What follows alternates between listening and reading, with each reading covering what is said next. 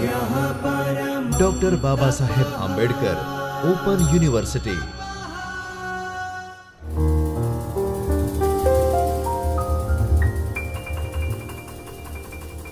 નમસ્તે વિદ્યાર્થી મિત્રો, ડૉક્ટર બાબા સાહેબ આંબેડકર ઓપન યુનિવર્સિટીમાંથી ચૈતન્ય સ્ટુડિયોમાંથી હું doctor Jayshree Koshti, assistant professor of commerce, આપ સૌનું હાર્દિક સ્વાગત કરું છું. આજે આપણે સંચાલકીય હિસાબી પદ્ધતિ એટલે કે BCMScN 303માંથી બ્લોક નંબર 3માંથી એકમ નંબર 14 સીમાંત પડતર પદ્ધતિ વિશે આગળ ચર્ચા કરીશું. આગળના લેક્ચરમાં આપણે સીમાંત પડતર પદ્ધતિનો અર્થ અને તેની થિયરી વિશે ભણ્યા હતા અને એક ઉદાહરણ જોયું હતું. આજે ફરી પાછા થોડા ઉદાહરણ જોઈશું અને સીમાંત પડતર પદ્ધતિની અંદર ચાવીરૂપ અને મર્યાદિત પરિબળની જે મેથડ છે એના વિશે ચર્ચા કરીશું.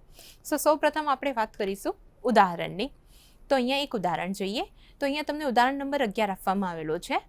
તો એમાં શું કીધું છે કે નીચે એક કંપનીમાં બે પરિણામો આપવામાં આવેલ છે. એની અંદર વર્ષ આપેલું છે તમને 2012 અને 2013નું વર્ષ. આની સાથે તમને વેચાણ અને નફાની ઇન્ફોર્મેશન આપવામાં આવી છે. લાસ્ટ ટાઈમ આપણે જે એક્ઝામ્પલ જોયું હતું એ આના કરતાં થોડું અલગ હતું.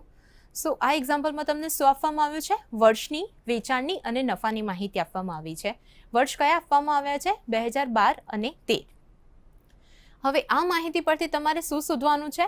તો નફા જથ્થાનો ગુણોત્તર અને સ્થિર ખર્ચા શોધવાના છે.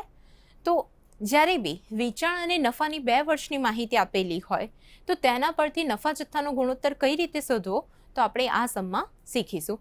લાસ્ટ લેક્ચરમાં જે આપણે સમ જોયો હતો એમાં નફા જથ્થાના ગુણોત્તરનું ઇક્વેશન શું હતું? ફાળો ભાગ્યા વેચાણ ગુણ્યા 100. પરંતુ અહીંયા આપણે જોઈ શકીએ છીએ કે આપણને કોઈ બી ફાળાની ઇન્ફોર્મેશન અવેલેબલ નથી. ફાળાની જગ્યાએ અહીંયા આપણને શું આપવામાં આવેલું છે? નફો. તો અહીંયા વેચાણ અને નફો આપેલો હોય, જ્યારે 2 વર્ષનો વેચાણ અને નફો આપેલો હોય તો એ વખતે નફા જથ્થાનો ગુણોત્તર કેવી રીતે શોધવો આપણે તેની વાત કરીશું. સૌ પ્રથમ છે નફા જથ્થાનો ગુણોત્તર. એની અંદર ઇક્વેશન શું છે? તો 2 વર્ષના નફામાં ફેરફાર ભાગ્યા 2 વર્ષના વેચાણમાં ફેરફાર ગુણ્યા 100. જ્યારે બી તમને 2 વર્ષના વેચાણ અને નફાની માહિતી આપેલી હોય અને એ વખતે નફા જથ્થાનો ગુણોત્તર શોધવાનું કીધો હોય તો એ વખતે આ ઇક્વેશન યુઝ કરવો કે 2 વર્ષના નફામાં ફેરફાર ભાગ્યા 2 વર્ષના વેચાણમાં ફેરફાર ગુણ્યા 100. અહીંયા આપણે 2 વર્ષની કમ્પેરિઝન કરીશું. સૌ પ્રથમ આપણે 2 વર્ષના નફાનો ફેરફાર જોઈએ. તો 2 વર્ષના નફાનો ફેરફાર જોઈએ તો 2013માં નફો કેટલો છે? તો 1,10,000. જ્યારે 2012માં કેટલો છે? 70,000. તો 1,10,000માંથી 70,000 બાદ કરતાં આપણને કેટલા મળશે? તો 40,000 રૂપિયા મળશે. એવી રીતે આપણે હવે 2 વર્ષના વેચાણનો ફેરફાર જોઈએ. તો વેચાણનો ફેરફારની વાત કરીએ તો વેચાણ કેટલું છે? તો 2013નું વેચાણ છે 5 લાખ અને 2012નું વેચાણ છે 4 લાખ. તો 5 લાખમાંથી 4 લાખ જશે એટલે કેટલા આવશે? તો 1 લાખ રૂપિયા આવશે. બરાબર.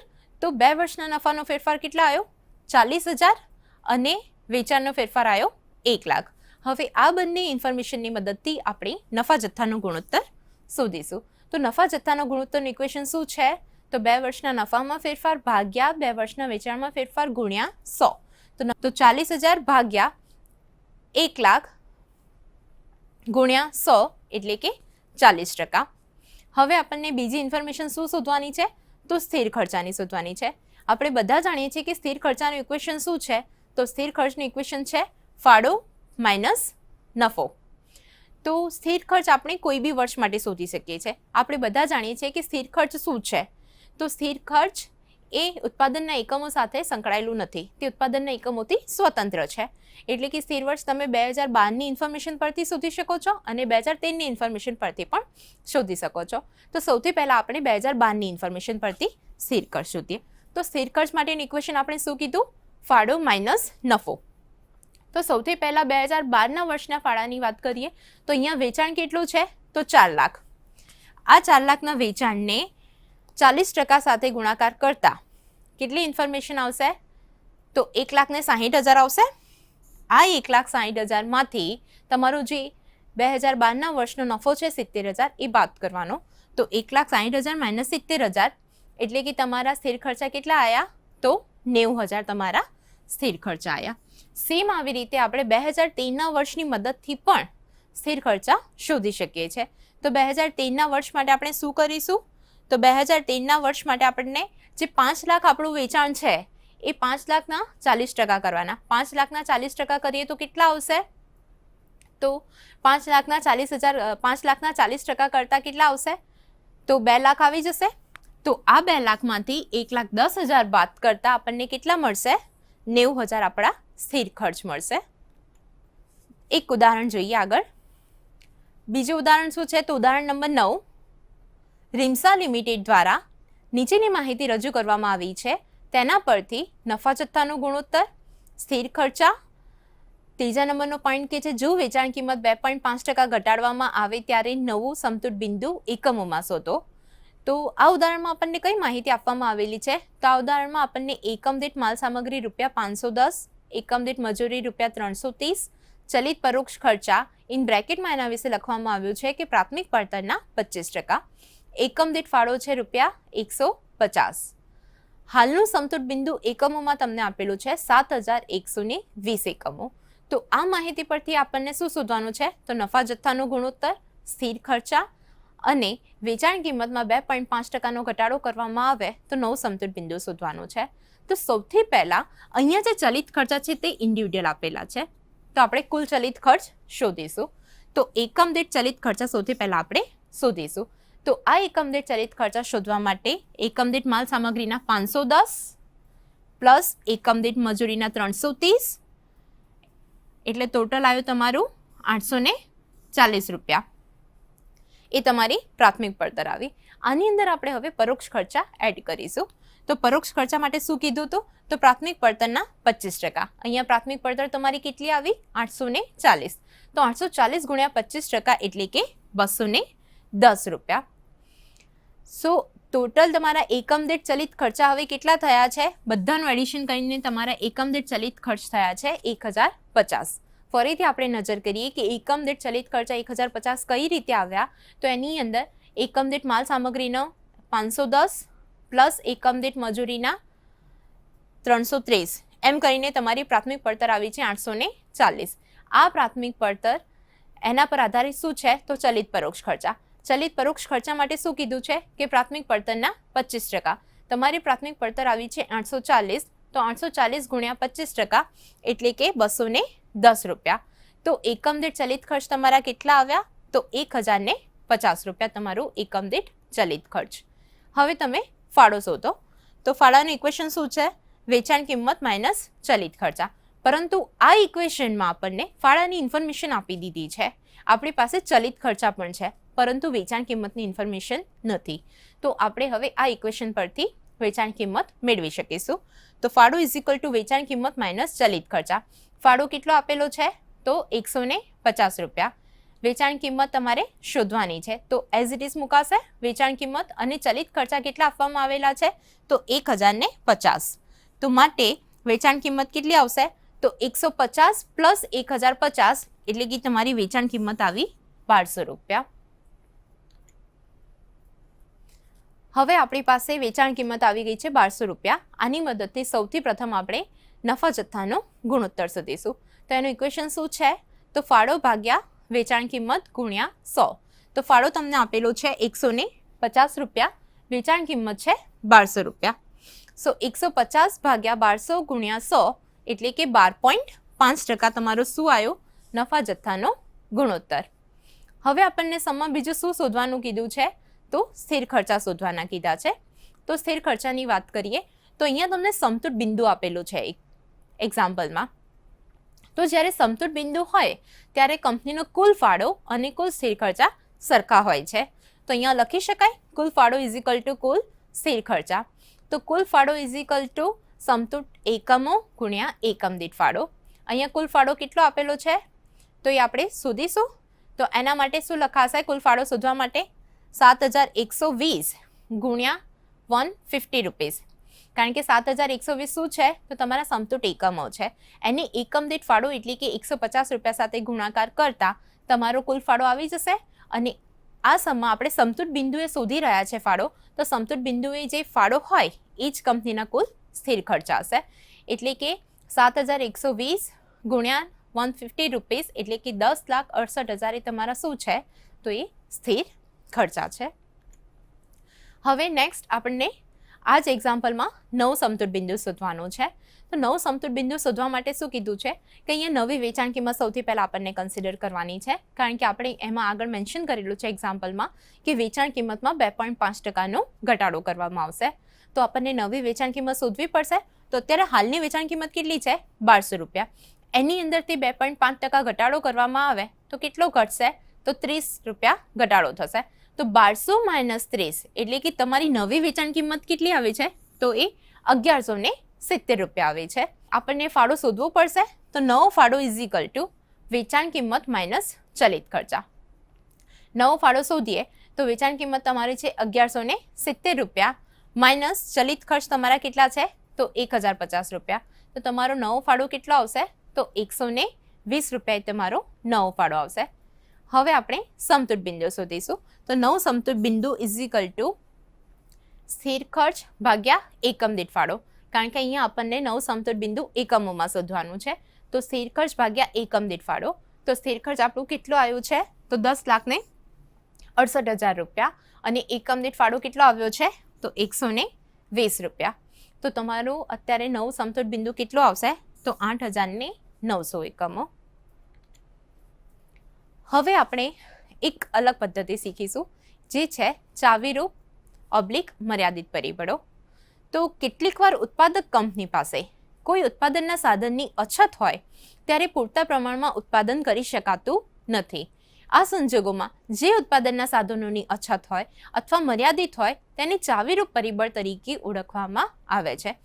આપણને ખબર છે કે ઉત્પાદન કરવા માટે ઉત્પાદનના અલગ અલગ સાધનોની જરૂર પડે છે, પરંતુ ઘણીવાર એવું બને છે કે ઉત્પાદનના અમુક પર્ટિક્યુલર સાધનોની અછત હોય છે.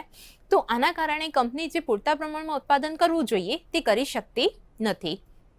તો કંપનીને આ અછતને, ઉત્પાદનના આ સાધનોની અછતને ધ્યાનમાં રાખીને પછી ઉત્પાદન કરવું પડે છે. તો તેને શું કહેવામાં આવે છે? તો તેને મર્યાદિત કાં તો ચાવીરૂપ પરિબળ તરીકે પણ ઓળખવામાં આવે છે, જેને મર્યાદિત પરિબળ તરીકે પણ ઓળખાય છે. ઉત્પાદક પાસે ઉત્પાદનના જે સાધનની અછત હોય તેનો મહત્તમ ઉપયોગ કરીને વધુમાં વધુ નફો પ્રાપ્ત થઈ શકે તેવા પ્રકારનું આયોજન કરવામાં આવે છે. તો ચાવીરૂપ પરિબળ કયા હોઈ શકે છે? તો ચાવીરૂપ પરિબળ નીચે દર્શાવ્યા મુજબના હોઈ શકે છે. તો એમાં કાચી માલ સામગ્રી, મજૂર કલાકો, યંત્ર કલાકો, વેચાણ કિંમત વગેરે.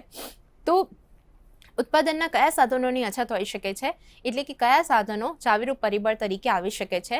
તો એની અંદર કાચી માલ સામગ્રી, મજૂર કલાકો, યંત્ર કલાકો, વેચાણ કિંમતનો સમાવેશ થઈ શકે છે. ચાવીરૂપ પરિબળ દીઠ ફાળો. આ પદ્ધતિમાં આપણને સૌથી પહેલા ચાવીરૂપ પરિબળ દીઠ ફાળો શોધવો પડશે. તો એનું ઇક્વેશન શું છે? તો ચાવીરૂપ પરિબળ દીઠ ફાળો ઇઝ ઇક્વલ ટુ એકમ દીઠ ફાળો ભાગ્યા ચાવીરૂપ પરિબળ. આ ઇક્વેશનની મદદથી સૌથી પહેલાં આપણને ચાવીરૂપ પરિબળ દીઠ ફાળો શોધવાનું રહેશે અને એના આધારે પછી કંપની કેટલા એકમોનું ઉત્પાદન કરવું જોઈએ તે નક્કી કરવાનું રહેશે. તો આ મેથડ પણ આપણે એક એક્ઝામ્પલની મદદથી શીખીએ. તો અહીંયા એક ઉદાહરણ આપવામાં આવ્યું છે. આ ઉદાહરણ શું કહે છે? ઉદાહરણ નંબર 18. સૂરજ લિમિટેડની ઉત્પાદન મિશ્ર અંગેની નીચે પ્રમાણે માહિતી મળેલ છે. એમાં વિગત વસ્તુ A, વસ્તુ B અને વસ્તુ C આપેલ છે. વિગતની અંદર આપણે નજર કરીએ તો એકમ દીઠ કાચો માલ સામાન, એકમ દીઠ મજૂરી, એકમ દીઠ ચલિત ખર્ચા, એકમ દીઠ વેચાણ કિંમત આપવામાં આવેલી છે. હવે આપણને જો આ એક્ઝામ્પલમાં 3 વસ્તુ આપેલી છે અને ઉત્પાદનના ખર્ચાને લગતી અમુક વિગતો આપવામાં આવી છે. નીચે તમને એડિશનલ ઇન્ફોર્મેશનમાં શું કીધું છે કે કંપની વસ્તુ Aના 6,000, વસ્તુ Bના 4,000 અને વસ્તુ Cના 3,000 એકમો બનાવી શકે છે. કાચા માલ સામાનની અછત છે. કંપની પાસે 1 લાખ કિલોગ્રામ કાચો માલ સામાન ઉપલબ્ધ છે. એકમ દીઠ કાચા માલ સામાનની વપરાશ નીચે પ્રમાણે છે. વસ્તુ Aમાં 10 કિલોગ્રામ, વસ્તુ Bમાં 6 કિલોગ્રામ અને વસ્તુ Cમાં 15 કિલોગ્રામ. ઉપરની વિગતો પરથી મહત્તમ નફો મેળવી શકાય તેવું ઉત્પાદન મિશ્ર શોધો. તો આ ઇન્ફોર્મેશન પરથી આપણને મહત્તમ નફો કંપનીને મળે તેવું ઉત્પાદન મિશ્ર શોધવાનું છે. ઉત્પાદન મિશ્ર એટલે કે આ જે 3 વસ્તુ આપેલી છે ને, વસ્તુ A, B, C, તો કઈ વસ્તુનું કેટલા એકમોનું ઉત્પાદન કરવું જોઈએ કે જેથી કંપનીને મહત્તમ નફો મળે. તો આગળ જે આપણે ચાવીરૂપ પરિબળની પદ્ધતિની ચર્ચા કરી, આપણે એ મુજબ જ આ એક્ઝામ્પલને સોલ્યુશન કરીશું.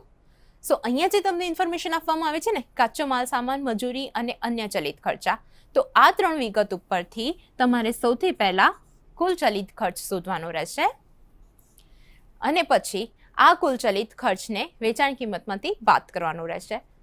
બરાબર, તો આપણે આગળ હવે સોલ્યુશન જોઈએ. તો અછત, સૌથી પહેલા આપણે અછત ડિટરમાઇન કરી લઈએ કે માલ સામાનની અછત છે કે નહીં. તો વસ્તુ એના કેટલા એકમો બનાવવાના છે? 6000 એકમો. અને એ વસ્તુ એનું એક એકમ બનાવવા માટે કેટલા કિલોગ્રામ માલ સામાન જોઈએ? તો 10 કિલોગ્રામ. તો ટોટલ 60000. વસ્તુ બીના કેટલા એકમો બનાવવાના છે? 4000 એકમો. એક એકમ બનાવવા માટે કેટલો માલ સામાન જોઈએ? તો 6 કિલોગ્રામ. તેથી ટોટલ 24000. વસ્તુ સીના કેટલા એકમો બનાવવાના છે? 3000 એકમો. અને એક એકમ બનાવવા માટે કેટલો માલ સામાન જોઈએ? તો 15 કિલોગ્રામ. તો ટોટલ 45000. તો આમ કાચા માલ સામાનની જરૂરિયાત કેટલી છે? તો 1,29,000ની. પરંતુ તમારી પાસે અવેલેબલ કેટલું છે? તો 1 લાખ જ અવેલેબલ છે. તો કાચા માલ સામાનની અછત આવી. તો કેટલી છે અછત? તો 29,000 અછત છે. તો આપણને હવે અહીંયા નક્કી કરવું પડશે, કારણ કે કાચો માલ સામાન જેટલા એકમો બનાવવાના છે વસ્તુ A, B, Cના એટલો ઉપલબ્ધ નથી. કાચા માલ સામાનની અછત છે. તેથી આ એક્ઝામ્પલમાં કાચો માલ સામાન શું છે? તો ચાવીરૂપ પરિબળ છે. તો આપણે હવે કઈ વસ્તુના કેટલા એકમો બનાવવા, એના માટે કઈ વસ્તુ વધારે નફો આપી શકે એ શોધવું પડશે. તો એ વસ્તુ શોધવા માટે આપણે સૌથી પહેલાં ફાળો શોધીએ અને પછી આપણે ચાવીરૂપ પરિબળ દીઠ ફાળો શોધીશું. બરાબર, તો સૌથી પહેલાં હવે આપણે ફાળો શોધીએ. તો ફાળોનું ઇક્વેશન શું છે? વેચાણ કિંમત માઇનસ ચલિત ખર્ચા. વેચાણ કિંમત કેટલી છે? વસ્તુ એની 65, બીની 55 અને સીની છે 105. આની અંદરથી ચલિત ખર્ચા બાદ કરીશું. ચલિત ખર્ચામાં કઈ કઈ ઇન્ફોર્મેશન આપેલી છે? તો માલ સામાન, મજૂરી અને અન્ય ચલિત ખર્ચા. તો વસ્તુ એમાંથી વાત કરીએ તો એનું માલ સામાન કેટલું છે? 50, મજૂરી છે 7.50 અને અન્ય ચલિત ખર્ચા છે 2.50. સો આ બધી વિગતો 65માંથી માઇનસ કરતા આપણને ફાળો કેટલું મળશે? 5 રૂપિયા. સેમ એવી રીતે વસ્તુ બીની વેચાણ કિંમત કેટલી છે? 55. એની અંદરથી માલ સામાન, મજૂરી અને અન્ય ચલિત ખર્ચા બાદ કરતા ફાળો કેટલો મળશે? 7.50. અને વસ્તુ સીની વાત કરીએ તો વસ્તુ સીની વેચાણ કિંમત કેટલી છે? 105. આ 105માંથી માલ સામાન, મજૂરી અને અન્ય ચલિત ખર્ચ બાદ કરતા એકમ દીઠ ફાળો કેટલો મળશે? 15. હવે અહીંયા જો એકમ દીઠ ફાળો, વસ્તુ એનું કેટલું છે? 5, બીનું કેટલું છે? 7.50 અને સીનું કેટલું છે? 15. તો એકમ દીઠ ફાળો આપણને મળી ગયો. હવે આના પરથી અહીંયા કાચા માલ સામાનની અછત છે એટલે આપણને ચાવીરૂપ પરિબળ દીઠ ફાળો શોધવું પડશે. તો એનું ઇક્વેશન શું છે? એકમ દીઠ ફાળો ભાગ્યા અહીંયા કાચા માલ સામાનની અછત છે એટલે કે એકમ દીઠ કાચો માલ. તો વસ્તુ એની વાત કરીએ તો વસ્તુ એનો ફાળો કેટલો છે એકમ દીઠ? તો 5. વસ્તુ એના એક એકમ બનાવવા માટે કેટલો કિલોગ્રામ માલ સામાન જોઈએ? તો 10. તો 5 ભાગ્યા 10. તો ચાવીરૂપ પરિબળ દીઠ ફાળો કેટલો આવ્યો? 0.50. સેમ એવી રીતે વસ્તુ બી માટે શોધીએ તો વસ્તુ બીનો એકમ દીઠ ફાળો છે 7.50 અને વસ્તુ બીના એક એકમ બનાવવા માટે કેટલો માલ સામાન જોઈએ? તો 6 કિલોગ્રામ. તો 7.50 ભાગ્યા 6 એટલે અહીંયા એકમ ચાવીરૂપ પરિબળ દીઠ ફાળો કેટલો આવ્યો? તો 1.25. અને વસ્તુ સીમાંની વાત કરીએ તો એકમ દીઠ ફાળો છે 15 અને એક એકમ બનાવવા માટે કેટલો માલ સામાન જોઈએ? તો 15. તો 15 ભાગ્યા 15 એટલે કે ચાવીરૂપ પરિબળ દીઠ ફાળો આવ્યો 1. હવે એ માટે ચાવીરૂપ પરિબળ દીઠ ફાળો છે 0.50, બી માટે છે 1.25 અને સી માટે છે 1. તો કોનો ચાવીરૂપ પરિબળ દીઠ ફાળો સૌથી વધારે છે? તો બીનું. એટલે સૌથી પહેલાં કંપની બીના બધા એકમો બનાવશે. એના પછી કોનો ચાવીરૂપ પરિબળ દીઠ ફાળો વધુ છે? તો સીનો. એટલે કે બીજો ક્રમ આપવામાં આવશે સીને. હવે વસ્તુ એ અને બીના બધા જ એકમો બનાવ્યા પછી જો કોઈ માલ સામાન વધશે તો એની અંદરથી વસ્તુ એના જેટલા એકમો બનાવી શકાતા હશે કંપની એટલા એકમો બનાવશે. એટલે આને રેન્ક આપીશું 3. હવે ચાવીરૂપ પરિબળના આધારે ઉત્પાદન. તો કુલ ઉપલબ્ધ કાચો માલ કેટલો છે આપણી પાસે? 1 લાખ કિલોગ્રામ. હવે આ 1 લાખ કિલોગ્રામમાંથી વસ્તુ બી માટેનો વપરાશ, વસ્તુ બીને ફર્સ્ટ રેન્ક આપ્યો છે એટલે વસ્તુ બીના બધા જ એકમો બનાવી લેવાના.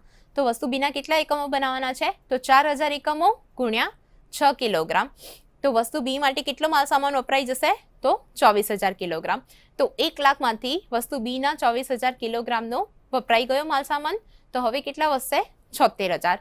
આ 76,000માંથી આપણને વસ્તુ સી માટેનો બનાવવાનો રહેશે, વસ્તુ સીના એકમો બનાવવાના રહેશે. તો વસ્તુ સી માટેનો વપરાશ 3,000 એકમો ગુણ્યા 15 કિલોગ્રામ, તો 76,000 માઇનસ 45,000. તો હવે કેટલો વધ્યો છે માલ સામાન? 31,000. હવે આ જે 31,000 કિલોગ્રામ માલ સામાન વધ્યો છે એ કઈ વસ્તુ માટે વધ્યો છે? તો વસ્તુ એ માટે. તો આ 31,000 કિલોગ્રામ માલ સામાનમાંથી વસ્તુ એના થઈ શકે તેટલા એકમોનું ઉત્પાદન કરીશું.